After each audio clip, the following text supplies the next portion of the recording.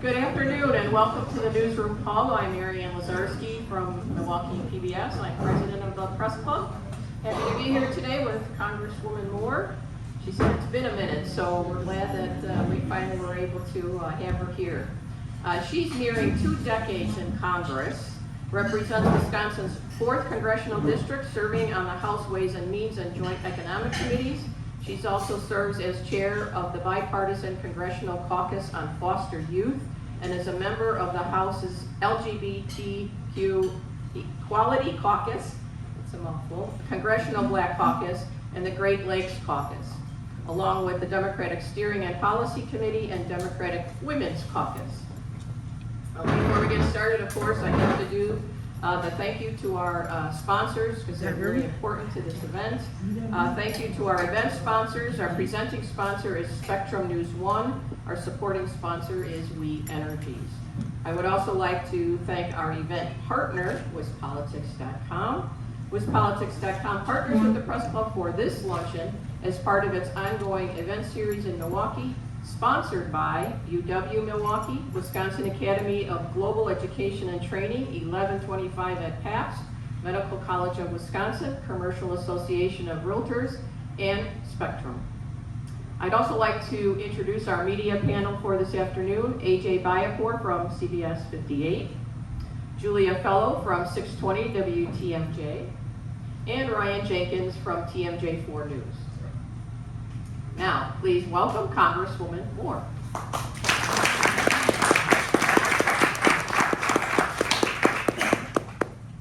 Well, good morning. It's still good afternoon. It is really a pleasure to be here. You know, so often I've been trained in congressional etiquette, so we usually only get 1 minute to talk.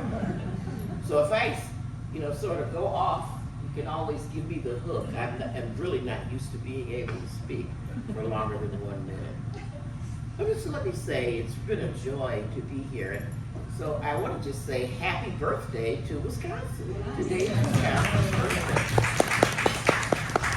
And I am truly a cheesehead. I was born and raised in Wisconsin, and I love Wisconsin for all of its rich history. The state that pushed back against the fugitive slave law, the state that, the first state, it's debatable, but it's arguably the first state that allowed the voting franchise to women, the first state that had the kindergarten, the home of the Wisconsin idea, state where blood was shed for an 8-hour workday and labor rights, a place where all these things are reflected in my service. It's a place where Native peoples settled on these Great Lakes, and it's something that it's honored in my stewardship and how I approach politics. I have found I love the people that I serve, and the things that I love the most are like that lake over there, Lake Michigan. I love Lake Michigan, and a whole lot of my stewardship has been involved in making the Great Lake a clean place, but not only a clean place, but a place where we can have recreation, place that can be a port of call for people coming from overseas, and a place where there are educational opportunities for young people to study one of our greatest resources, and this Great Lake that is totally contained within the United States of America. And so when you see some of the so-called earmarks that I have done, you will always see that I lean toward clean water, bills that I've done, work that I've done. I also belong to the Great Lakes Coalition, as you all know, and I have staff that is really dedicated to this. And they just awarded me with, like a Friend of the Port award. I mean, something, it doesn't get you on TMJ4 maybe.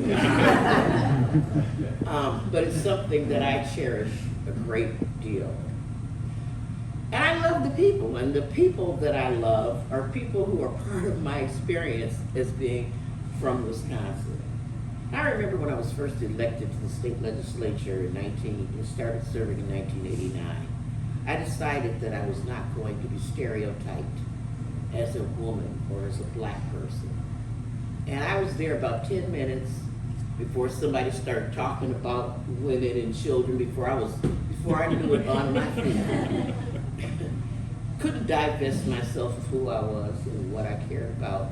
I believe very heavily on issues related to women and children. I'm always there with the fight. And you can see that in terms of my work, the appropriations letters that I lead on all kinds of stuff, Breakfast for Kids, WIC programs, the Violence Against Women Act.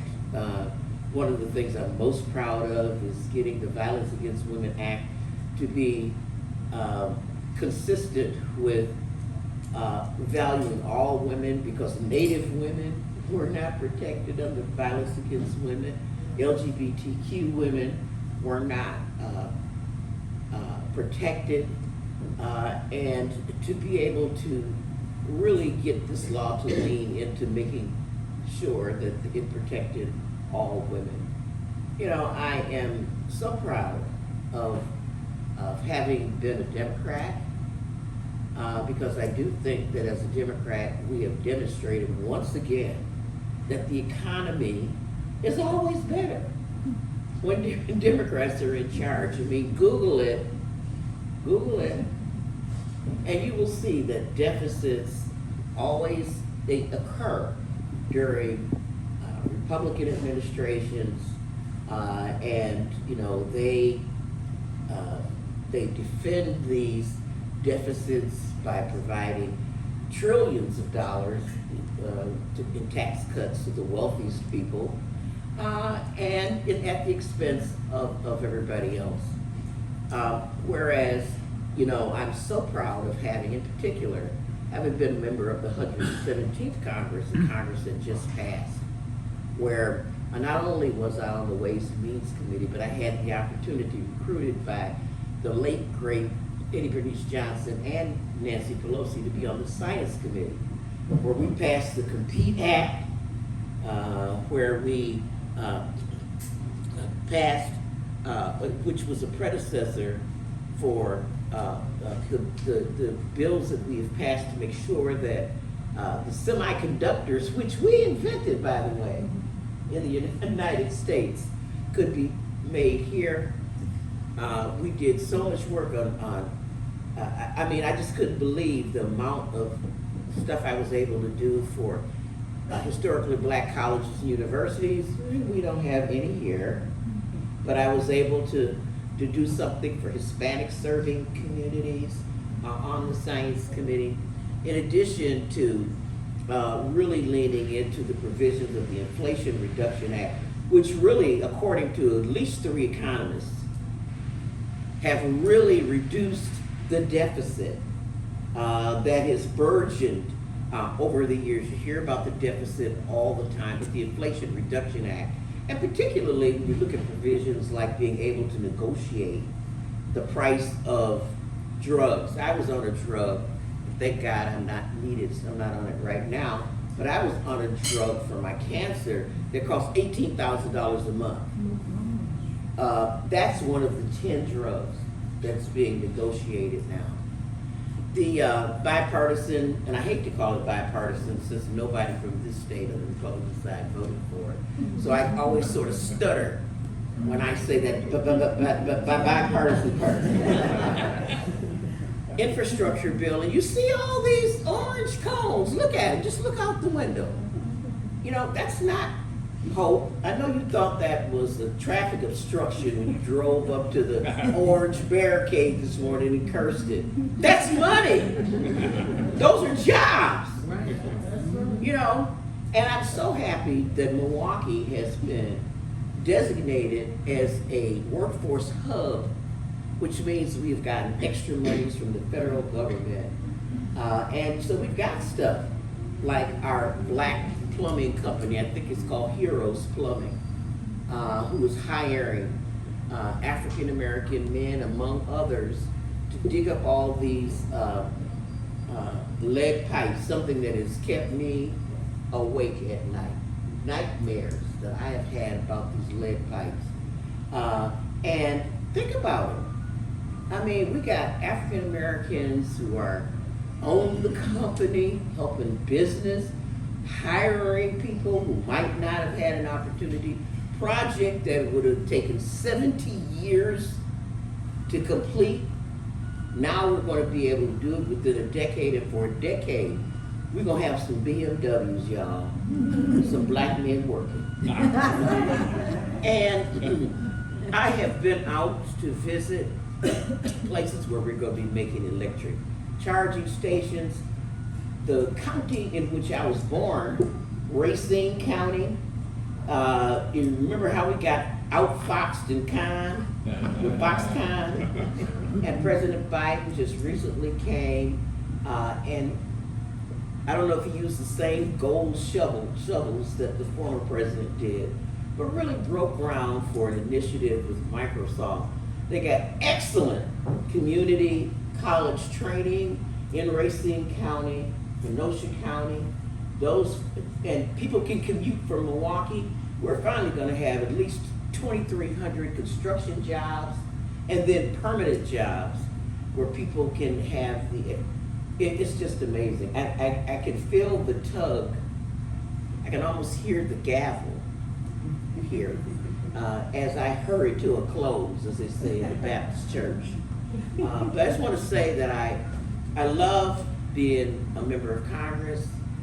I'm 73 years old. I still got the fire in my belly. And, you know, on my worst days, and I have some really bad days and times, things are really very difficult. You know, we got wars. We have inflation, and people's experience with that is different. I would love to engage you all on the Q&A part and that part. There are a lot of challenges, but every day I'm just grateful to be able to do what I do. And you know, I may not be the newsmaker every single day, but I'm the newsmaker today because I do little bitty things. You know, like getting buses for our community that are energy efficient. Like the debacle we're having with the housing authority right now, to be able to go through the appropriations bills and find money so that they can have more security, which is one of the complaints of the residents in the housing authority.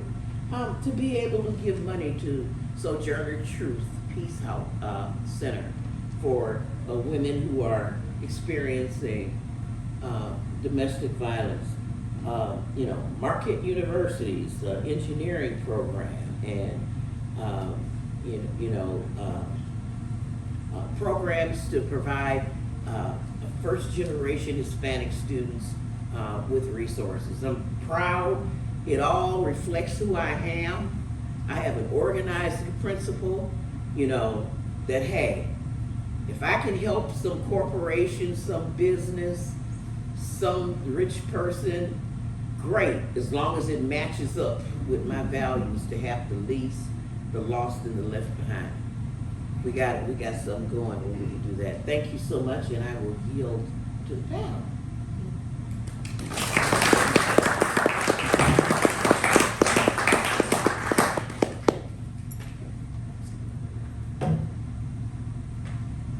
I think you'll want to stay at the podium, Congresswoman. Oh, Here. I'll stay at the podium.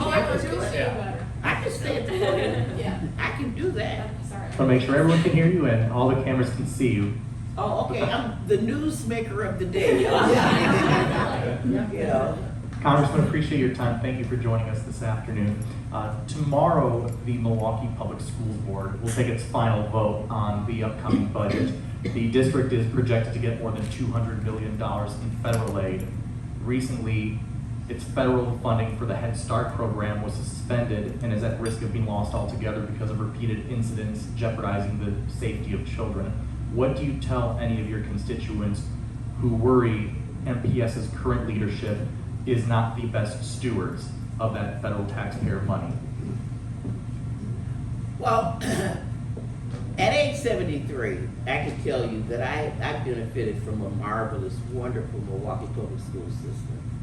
And that's what a school system ought to be able to offer. I mean, I was poor, very poor, low income, but I was able to take German and Latin and French. I was able to go to summer school, even though I wasn't failing in school. I got to take it for enrichment. So I'm spoiled in a way under, you remember your old colleague, Mr. Goucher? Under his daddy, Goucher was our superintendent. But I have seen, in defense of MPS, let me start, because I did support the referendum.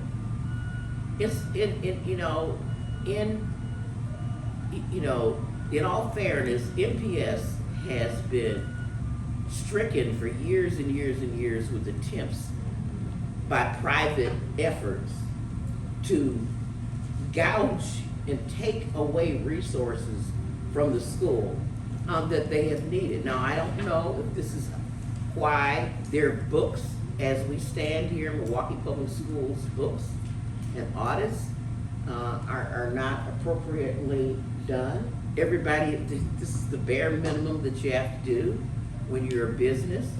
I cannot comment from any personal knowledge about the leadership of MPS to be able to say that it's this person's fault and that person's fault. But you gotta have your accounting and your audits done. And so I would hope that there would be some corrective action. I don't know that necessarily firing the person at the top solves whatever is going on with not getting the audit reports in. Because I don't think the superintendent of school actually does or is the accountant. But whatever mechanism is failing needs to be addressed. And if it's a matter of resources, that needs to be addressed. Now, the Milwaukee Public School did get authority to spend more money under this last referendum, and yet they're laying off people. And what they have said is that they would have had to lay off way more people had that referendum not gone through, number one. And then number two, they are only closing out positions that were left vacant. So maybe this will give us a leaner and meaner MPS. But I do think that at a minimum, to address your question specifically, at a minimum, there ought to be some sort of corrective action with regard to why they can't get their audit reports in on time. Well, that's good to know, because we were WTMJ Radio and the Wisconsin Policy Forum was trying to find out from the audit and also from the layoffs or the moving of positions, roughly 300 positions, if they were vacant. So you're saying that they were vacant positions that will be removed? This is the information that I've got. I don't know if all of them were vacant, but I think that that's the biggest priority, is that the referendum saved them from having to dismiss people. Going back to Head Start, we were looking at some of the reports. A federal worker saw one worker holding a child's head. I didn't even know what that meant. Yanking a child's arm. Another one walked to a playground. Another one was found a block away. One was taken to the wrong school. Yelling at the children. So it's federally funded. They've known about this since 2022. You need to fix this. You need to fix this. I know you graduated from North Division High School. This is really important to you. What do you think should be done? Do you think that they should have a longer time of not getting federal funding and get this sorted? Well, not only did I go to North Division High School, but I was a beneficiary of Head Start. My eldest child who's now a teacher at MPS, was a Head Start student. And of course, there are very few slots available for the numbers of children that are eligible by virtue of being low income, coming from low income households. So she was very privileged to be able to be a Head Start recipient.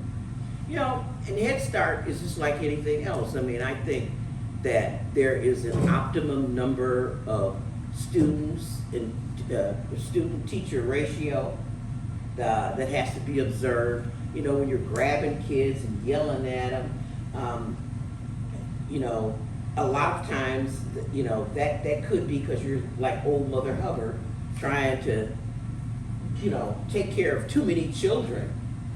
I do think that training and salary is important too, the kind of people you attract to the job.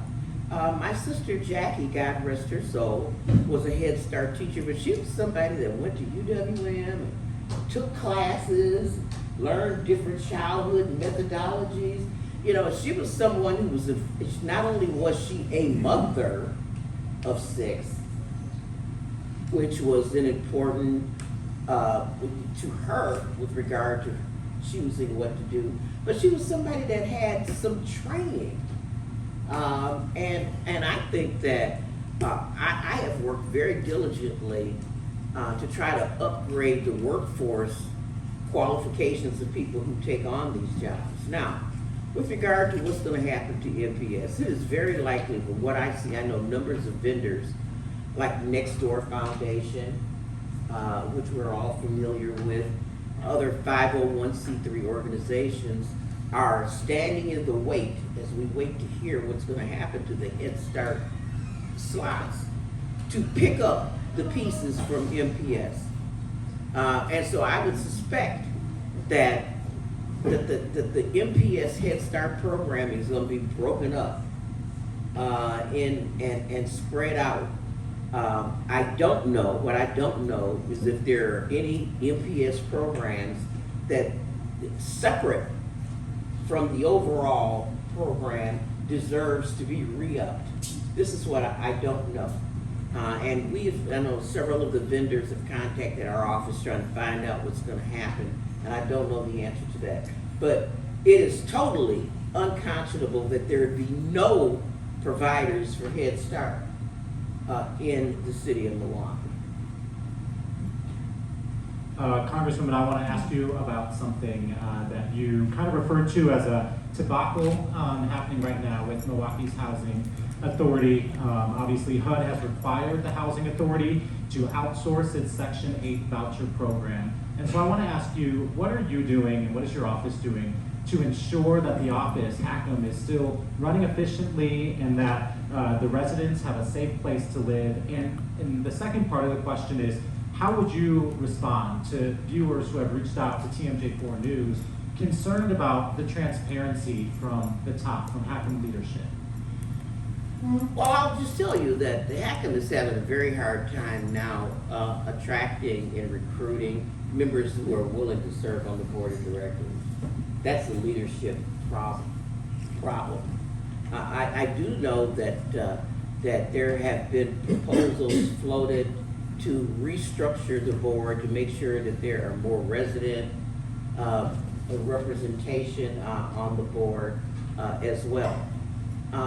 I do think that I have met with groups like Common Ground, also have a meeting coming up with them, I think this week, probably tomorrow, again with them. And I think that there are a number of issues. One of the issues that they have brought forth is the leadership, you know, and I think it's convenient to say that it's one person's, you know, I guess when the team loses in basketball, whoever didn't win got swept in these basketball games. I guess it's easy to say that it's the coach's fault. Well, let's fire the coach, but there are other people too that have to be in the right position in order to win a game. And so one of the things that I'm concerned about, and I did touch on it because I did get an earmark for HACM. We identified one thing that the residents were complaining about drug dealers and unwanted visitors coming into the building and them not having security. And, you know, that's a problem. And it's a money problem. It's a money problem, you know, to be able to have 24-hour security guards.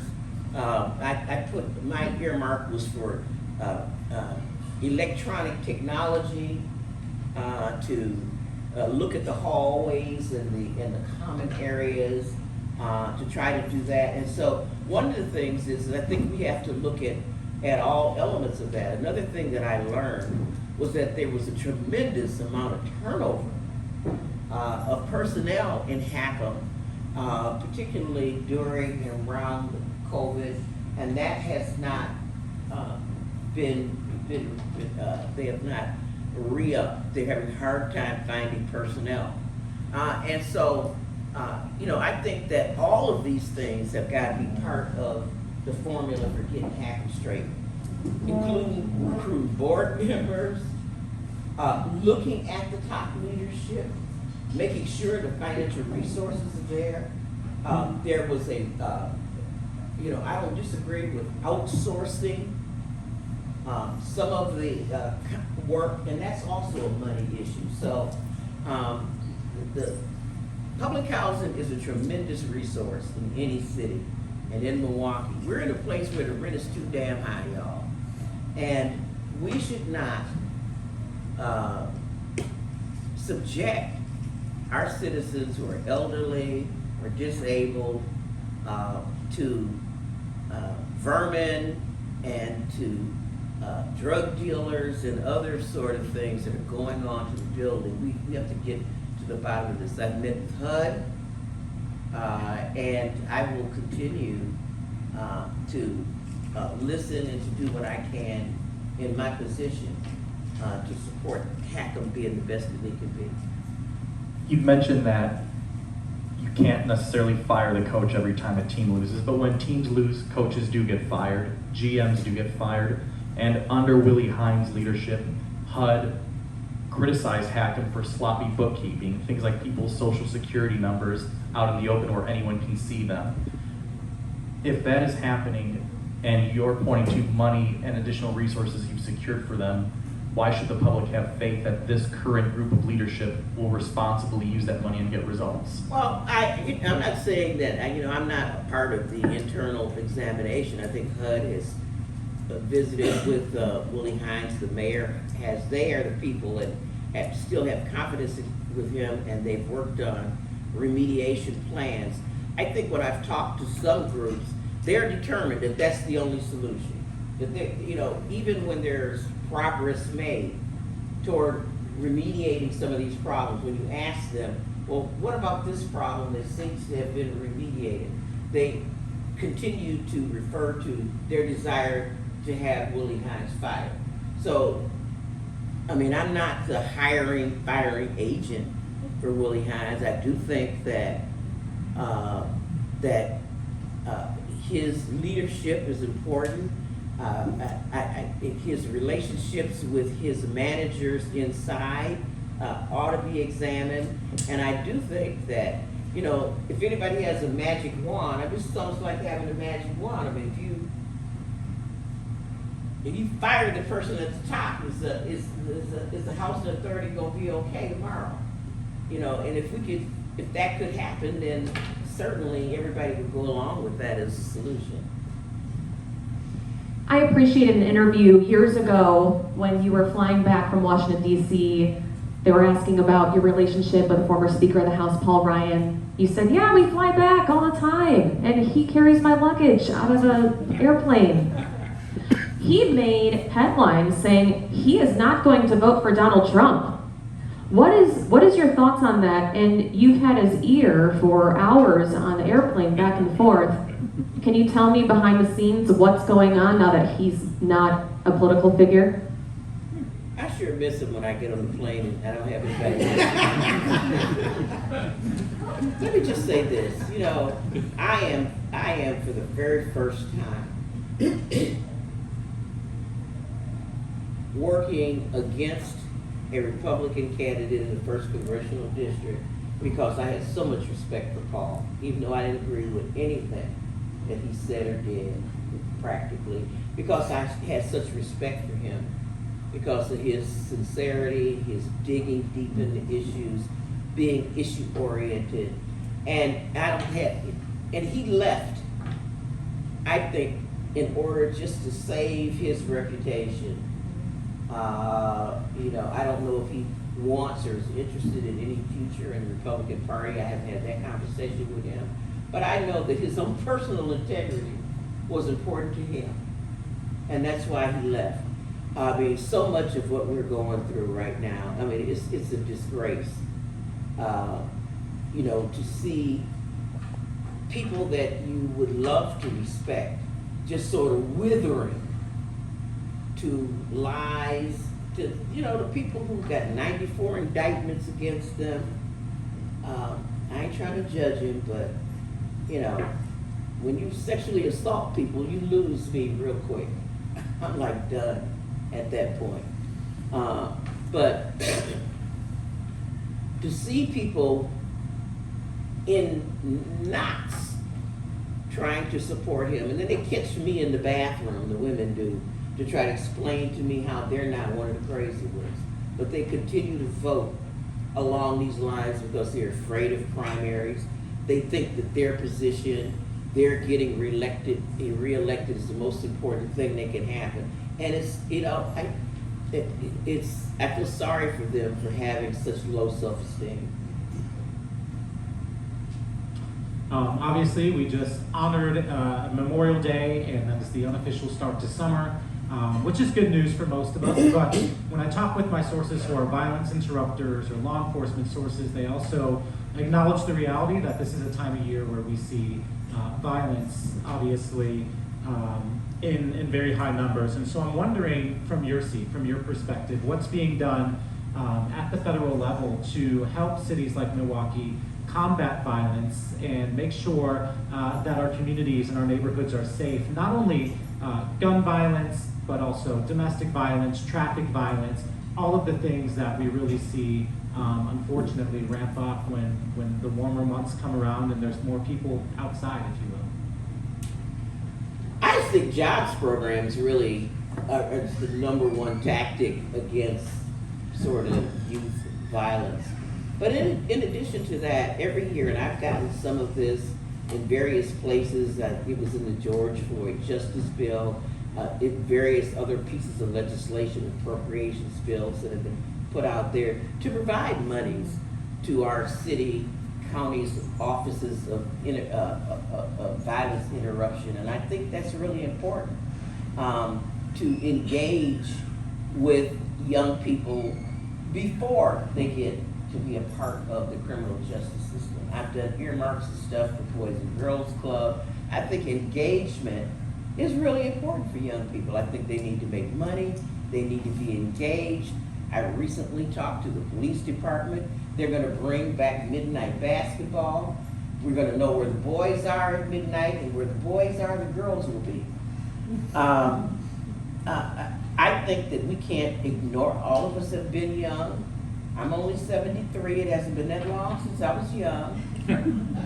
And it's not, we can't be in a space of just saying, oh, look at them, they're out of order. We have to actively engage them, respect their youth. One of the things that I like, I think it's the African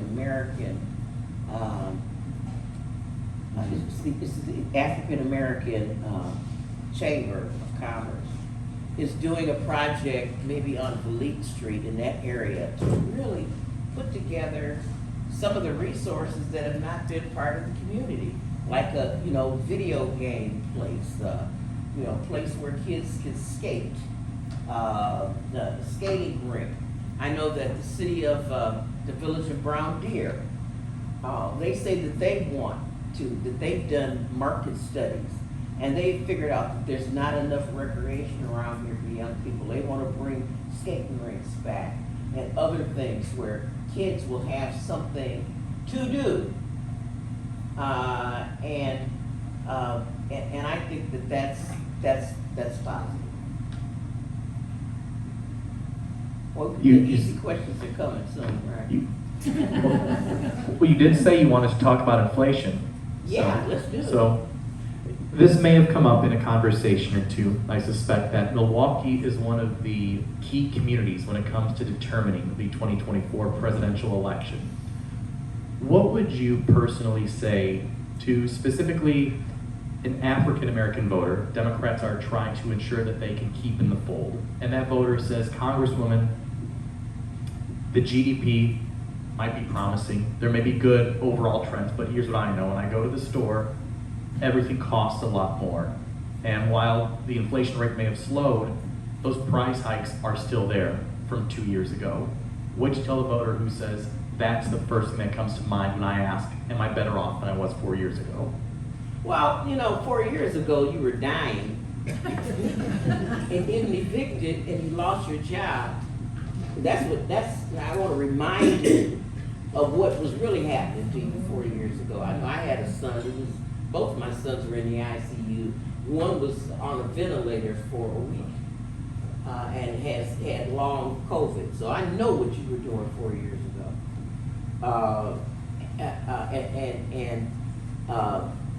If you were a landlord, you weren't getting your rent, and I know exactly what was happening to you. And so it's really difficult for an African American person I'm talking to here to really see the macroeconomics, for me to start talking about, the stock market is doing good and GDP is, and inflation is coming down and the Fed is waiting for it to go. They don't want to hear that. It's true that prices, first of all, I think there was a lot of gouging done. I have noticed recently, I just went and bought some chicken wings yesterday that were cheaper. They're starting chicken wings, that's my marker for talking to somebody like. They're now giving you 2 for 1 chicken meals and when you call Uber Eats. Because they realized that they just took advantage of their ability to raise prices. Target,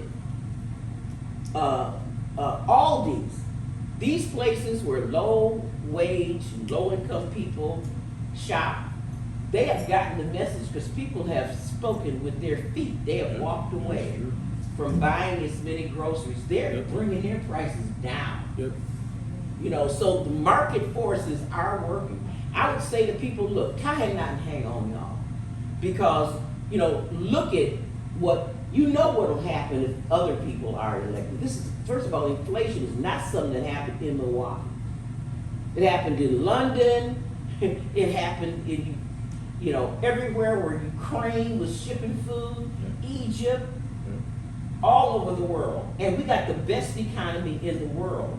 And so there are hopeful indicators. I mean, look at the jobs that are going to be created in this region. Opportunities for education. Tie a knot and hang on, y'all. Don't give up our coalition and give up the progress that we have made because we're experiencing these bumps in the road. As a black person, I know you know somebody who has gotten that loan forgiven when they got one of these sort of Trump organization type schools, these for-profit schools, and got them in debt and they could never get out of it. That debt was forgiven. Who did that? Joe Biden did that. In terms of healthcare, I know that there's an awful lot of you who've not been able, good healthcare is the reason that I'm 73. Being able to walk in with some health insurance and stuff like that. Joe Biden, I know all of y'all, black, somebody who's on insulin. And the cost of insulin has been capped at $35 a month. I would challenge them to add up what they know and what they've experienced. Yes, you're experiencing inflation. We got wars going on over there, and gas prices are higher. Anytime you're talking about gas prices being higher, that's automatically a higher cost for food because of the transportation cost. Tie a knot and hang on. Take advantage of the brand new economy that's coming in. There are gonna be jobs in the, in the energy section. Send them down to the port of Milwaukee and see the new black woman who's the port director, and see if you can't haul a couple of boxes and put them on some of those ships down there. Tie a knot and hang on, y'all. Let's hang on and let's move on. Let's don't look back, let's look forward. I was just talking to Charles Benson on our show, Wisconsin's Afternoon News, about the disconnect of the polls saying there's low confidence in the economy. And then, inflation is going down, the Dow hit 40,000 that week. I don't know what the disconnect is, but I'm also makes me kind of think about 2016.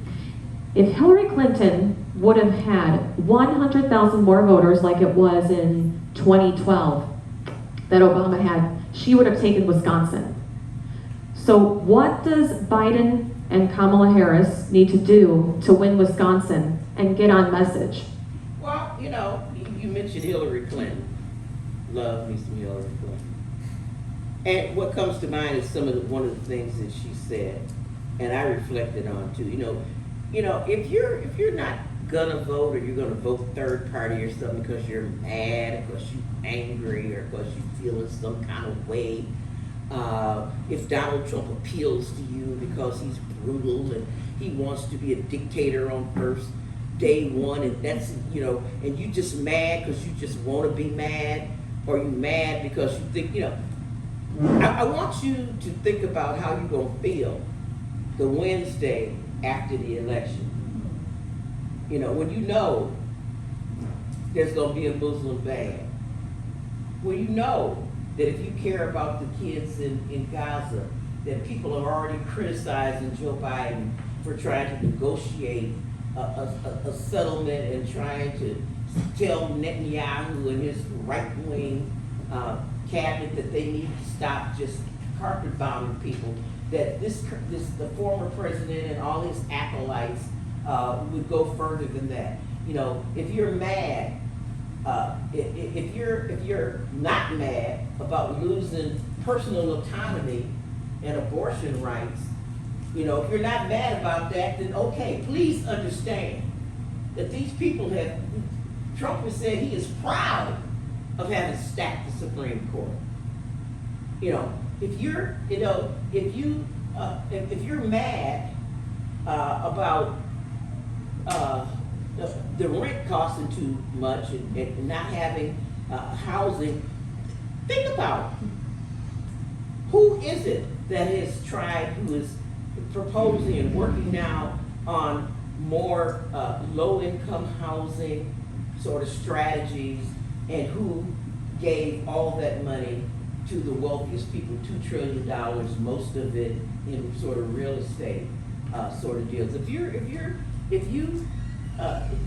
you are mad about criminal justice, who is it that is trying to normalize the marijuana or cannabis that's politically incorrect? The cannabis laws, which entraps more African Americans, people with no airplanes, no boats, no ships to get the mess in here. But they're most convicted. It's Joe Biden who is trying to do that. If you're concerned about immigration, who is it was trying to strike a deal about immigration, and who is it that says don't do it because I want an enforcement only immigration, because I want to lower the bar for asylum? Who do you want the day after when you don't vote and it's going to be that close? Who is it that you really, really, really want? This is not a time, and there were some other examples that I could come up with, but I would wear them out. The thing of it is that I know one of the things that kills me about Democrats, I'm a Democrat, is that we expect perfection out of our candidates, and if our candidates are not perfect, then we want to walk away from them. But to not vote for our candidate is to cast a vote for them, and you need to be mindful of that. You know, if there's anything about these close elections, that's what it ought to instruct you about. You know, if you decide you're gonna vote for some third person, somebody or another, or not vote at all, or vote for Trump, kind of as a backlash, please understand. You know, and if you ain't a rich gangster rapper, he ain't gonna help you. During your opening remarks, you mentioned semiconductors and the work that, you know, to bring that work back home to America. There's a community north of Milwaukee, Port Washington. They are not sure, but they have expressed some hesitation, some concern that a company might be coming in and trying to build a semiconductor plant, buy up all their land and then build a plant. Very early on in these plans, but the neighbors have been reaching out to me and I've been talking with them. Are you aware of any semiconductor plants showing interest in expanding in Wisconsin? Is that an investment that you think would be good for our state? And what would you say to these neighbors who have dubbed this already Foxconn 2.0, who are afraid that this could be a Foxconn type? Well, you know, I'm not familiar with the Port Washington thing. I don't know the value or, you know, the land that they're talking about, the purposes. We invented the semiconductor and then gave it away to Taiwan, places who make, and these things, semiconductors, they in the cell phone, the microphone in our cars. We gave away trillions of dollars of technology so that all of us could be doctors and lawyers and philosophers. You know, so if we're gonna we invented this stuff, just like we invented the internet. And if we just want to give all of our intellectual property away, you know, because somebody don't want it in my neighborhood, put it in the ghetto, bring that semiconductor right on down. I'll just tell them the address, I'll give them an address in my neighborhood where they can bring it to.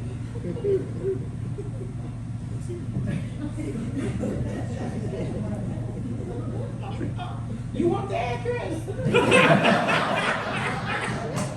It's right there, right on Oakstonia and like Hope, right there in right, we used to have, what was that place that just moved out of? Huh? The DMV is over there. Yeah, no. I'll give you the Congresswoman, since we're coming near the end, I'm going to ask you to get a little philosophical here, because one thing that people kind of notice perhaps in our politics is there's a bit of a tinge of resentment for people who maybe aren't like you. But, you know, when we go out in the field, when we go from the inner city out into the most rural places, people tend to have a lot in common. How do you use your platform to cut into that resentment and get your constituents and people who are very much not your constituents to see what ties us rather than what divides us? They resent me as a politician? Just resent? Sure.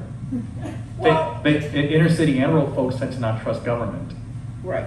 Well, you know what? I'm one of you, you know?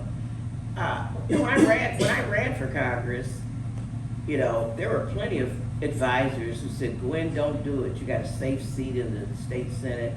You can stay there forever. You know, you got minor children at home. You got health care. They needed it. So you know what?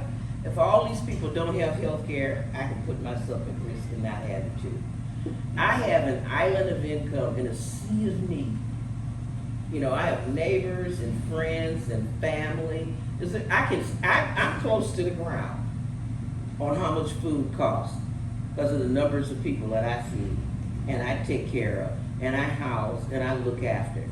And I'm never, you know, up in some ivory tower somewhere looking down on people. I'm experiencing what it's like to live in the inner city, you know, live a place where you're scared that somebody's gonna come, you know, let their pit bull out and whatever. So I'm living that life.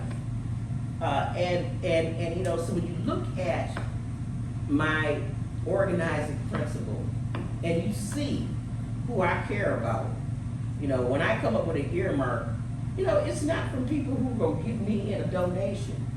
You know, it's to Marquette University, for people who have a carceral record to be able to get scholarships. It's for kids at UMOS, you know, who are going to be first generation college students. You know, it's for the least, the lost, and the left out. You know, my priority is getting them lead pipes out of the ground. To stop evictions, that was very, very important to me. You know, when we did our PPP and gave all this money, you know, to companies, you know, I was very much a part of rearranging this Republican bill to make sure that some of that could go to our LIST programs, our low-income housing tax credit programs, so that money could filter down to people like the hairdressers who couldn't open until they put some barriers up. You know, my mind is never further. I'm very parochial, as I said in my opening. I've met with every single mayor that's in my constituency, not just city of Milwaukee. You know, I worked on getting some lead pipe removal out of West Milwaukee, out of Shorewood. I meet with Whitefish Bay, Brown Deer, Wauwatosa. Boy, when I found out they changed that map and gave me Wauwatosa, Scott Walker's old stomping ground. I mean, as soon as I found out, I had breakfast, lunch, and dinner in Wauwatosa to celebrate. I got the Medical College of Wisconsin there. I work with them on what their needs are. I work with, one of my requests for earmark was for firefighting equipment for the city of Wauwatosa. I am proud to be a representative of this district. I got money for the Muslim women's program for refugees, Afghan women's program for housing. I am happy and proud to represent this district. That is a good way to end. Give our Congresswoman a round of applause. Thank you to our journalists. Don't go anywhere, Congresswoman, because the hard questions are coming from the audience. Oh yeah, come on, y'all. Water. So Joette's going to walk around with the microphone. If you could stand up and identify yourself and ask your question as quickly as you can so we can get some in the time allowed. So this gentleman here. Hi, Congressman. It's Jim from AARP, Wisconsin. Thank you for your great work to lower drug prices and health care, working on that issue and affordable housing. You've been a true fan and patriot for folks who can't take care of themselves, so we appreciate all you've done. My question is, the issue of Social Security is obviously very important and a top priority for AARP. What is being done to work across the aisle to get this issue raised to a higher profile so that something can be done sooner rather than later, before the trust fund is in serious trouble, to get that program strengthened and more solvent for all generations? Well, you know, thank you for your question. And of course, I am on the subcommittee on Social Security on the Ways and Means Committee. And I do have a bill that I believe that will preserve Social Security beyond the 35 years that we're looking at. And it would involve some very modest changes, up to and including taking the cap off, which I understand is not adequate. And it might be something like maybe 50 cents a month more in contributions for people and for employers. And bring back some of the benefits that we have lost, like being able to provide for kids to go on to technical college or college after high school, since we see that our economy is requiring that. Be able to provide women who have spent 5 years at least child care, giving them credits toward receiving Social Security to create some equity. Now, that being said, I mean, you know, I'm not a psychiatrist, but I'm going to borrow a term from psychiatry. We're just paranoid about the so-called bipartisan effort that Republicans, now that they're in the majority, are proposing one of these commissions. Because we know they have told us, they have spoken out loud about what they want to do. They want to find, I remember Mick Mulvaney, you remember that name? Yeah, he's a high-priced consultant now that he's not chief of staff for president anymore. I served with him on the Financial Services Committee. He testified before the Joint Economic Committee, of which I'm a member, and he said, why did Jesse James rob the bank? Because that's where the money was. And that's what he says about Social Security. That's where the money is. And so when we want our next tax cut or whatever else, we got to stop this Social Security. They are training and talking all young people into believing that it won't be there for them, so that they won't develop a patrons for this program. But when they say they want a commission and they want to come to the table, that means they want to come to the table and figure out how to cut it. My good friend Paul Ryan, who was very transparent about what he wanted to do, he wanted to cut, even though he benefited from him, his daddy died, and he went to college and everything off Social Security, lived off Social Security. He wanted to cut it off, just sort of grandfather some of the older people in and just leave everybody else there. And I just want you to know, okay, so that's one thing. Another thing that we need to do is we need to have immigration reform. Our congressional research services have told us that if we take these immigrants out of the shadows, and if employers weren't able to exploit these people, paying them nothing to work for them, that would add just easily $1 trillion over a decade to our economy. They would be paying into Social Security, and at 73, it's just fine with me if there's some brown people paying into Social Security. I have no problem with that. We have a shortage of labor here. So that's fewer people paying into Social Security. I don't have the same proposals as my friend Glenn Glofman has, saying that the Ukrainians and the Russians ought to just have babies with each other to increase the workforce. That's not my solution at all. But I do think that we have immigrants that are right at our border, and they are hardworking.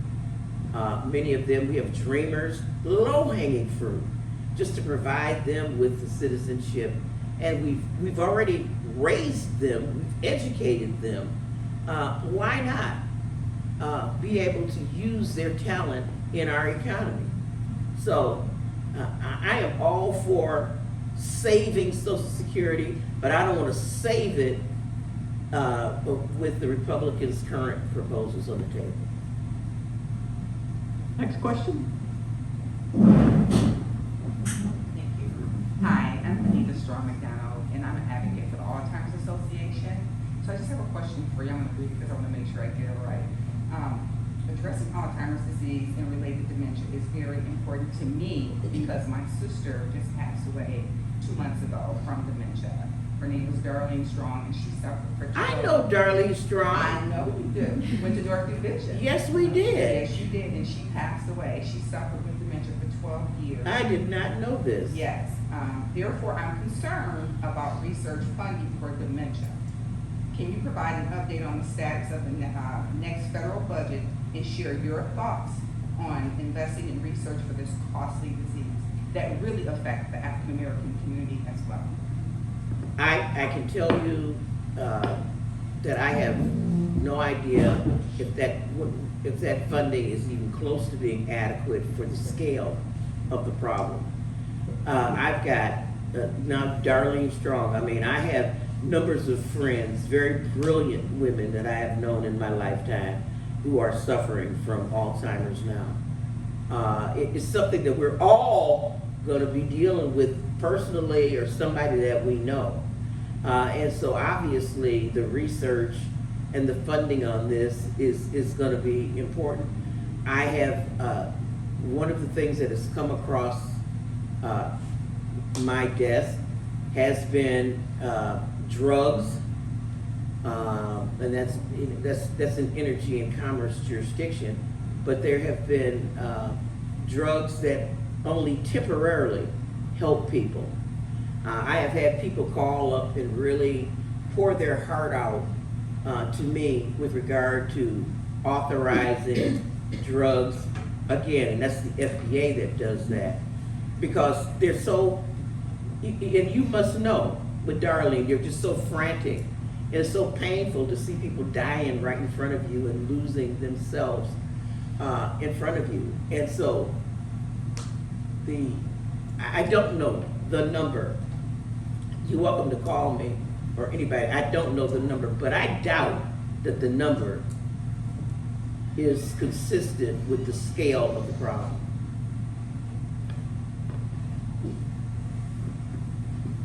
Congresswoman, I have a question. It's pertaining to homelessness. It's a real serious problem, not only in Milwaukee, but across the country. I volunteer with the Repairs of the Breach and also with McCann Brown Sanctuary Center, which is located on 24th and Center, 53206. But I never hear the president talk about the homelessness problem and how we're going to address it. Do you have any insight on this issue? Well, thank you, Linda, for the question. Ever since I've been in Congress, I have led the letters to the appropriations committees every year for homelessness fund, the McKinney-Vento homelessness programs and other sort of subsections of that, homelessness among foster youth and so on. And you know, in case you don't know how we legislate, it's not all of us standing in front of the podium talking for our 1 minute. But I lead letters, circulate letters among my colleagues to pressure appropriators to prioritize our funding. And the appropriators have a jurisdiction, and they get a lump sum of money that they can spend in that jurisdiction. So I lead letters on the housing bills to prioritize homelessness every year and just sweat them. I'm a good sweater, sweating people to prioritize that. Right here, I just want you to know, we provided it's in process of $1.5 million for McCann Brown Homelessness Sanctuary. That was one of my earmarks. Again, you don't do earmarks like that with the expectation that you're gonna get any. I'm not gonna throw some huge fundraiser and have the homeless come out and write me a check. But it's based on my own experience. My dad nicknamed my house the House of Hope because I've always, it seems, had some unhoused person transitioning, staying in my home. It's just part of, I see you shaking your head, yeah. It's kind of my reputation, but it's a problem. In Wisconsin, the total state, almost half of Wisconsinites are rent burdened, which means that they're paying over a third of their income for housing. There's an imbalance, and when we talk about inflation and interest rates and stuff, it affects everybody. And there's no recovery that has ever occurred in the United States without fixing the housing issue. And so, even though wages are rising, which is one of the things you tell people, yes, tell the truth. You're getting more money than you had. Wages are rising, but it's not keeping up with the inflation of housing and food. And so those things have got to all kind of coalesce. And I think you just wait. The day after Election Day, the interest rates are going to come down. Check me on that. All right, one more question? Sure. Dave Simon, I'm a freelance writer. You had kind of started to touch on this, and I think AJ was going this way a little bit in the direction, but I'd like you to touch on the anger particularly on the Republican side or the small town that AJ was going a little bit with his, and why do you see that so strongly? You know, I was at the Willie Nelson concert the other night, sitting next to a Trumpster, and he noticed that I looked different than most of the people there, as I was singing along with Willie. You know, and so he thought, he just got very comfortable after a couple of beers, you know, and I just really had a time to just spend some time with this angry white man. Yeah. And, you know, when we rescued people during the ARPA, and Trump and the Republicans didn't want us to get credit for saving people's lives. What they did is they turned that on its other head and told their constituents that everybody was getting free stuff. People who were getting unemployment insurance because their businesses were shut down were getting free stuff, and that was the cause of the inflation.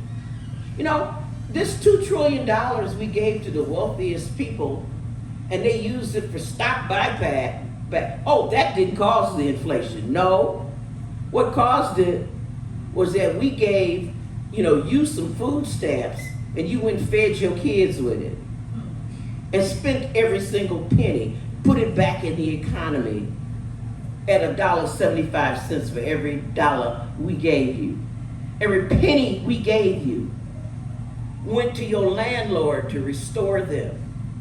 You know, every penny we spent went back into the economy. You know, and they're listening to these lies. You know, oh, and, you know, people got something that I didn't get. I didn't go to college. You know, so why should these other highfalutin people get off? These other highfalutin people, I told you who some of these people were. These were 19, 20-year-olds who were just going to get their lives together, and they were going to go to Trump University and get their degree. At a school that closed out on them, in a for-profit school that was closed down. That's an example of the people that we helped, you know, and, you know, that we're all in the same boat here. We're all a part of a bigger community. And no, people weren't getting free stuff. We saved our economy, and we saved you vicariously through helping other people. So did you convince them to vote for President Biden? I did not. We just sang with Willie Nelson. He told me all about how Trump was great, and I just sang right along with Willie Nelson. All right, well, thank you, Congresswoman Gwen Moore, and thank you to Ryan, Julia, and AJ, and to you for your questions, and for all of you being here. Thanks again to our event sponsors and the Newsroom Pub and Safe House for hosting this event. If you are not a member of the Press Club and you'd like to be, please see Joette or go to MilwaukeePressClub.org. There's information on our website. Our next event is Wednesday, June 5th. I believe that's next week. Former Wisconsin Governor Tommy Thompson will be here.